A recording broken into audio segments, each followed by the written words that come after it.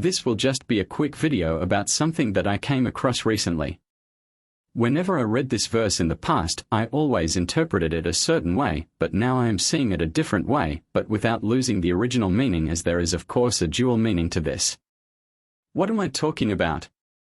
Here's the passage first, and then I will explain. John 6, verses 35 to 40. And Jesus said to them, I am the bread of life. He who comes to me shall never hunger, and he who believes in me shall never thirst. But I said to you that you have seen me and yet do not believe. All that the Father gives me will come to me, and the one who comes to me I will by no means cast out. For I have come down from heaven, not to do my own will, but the will of him who sent me.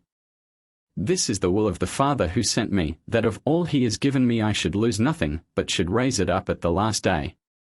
And this is the will of him who sent me, that everyone who sees the Son and believes in him may have everlasting life, and I will raise him up at the last day.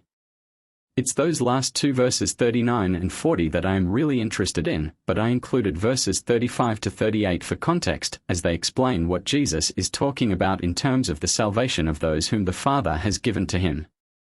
It's those 7 words, raise him up at the last day, that piqued my interest.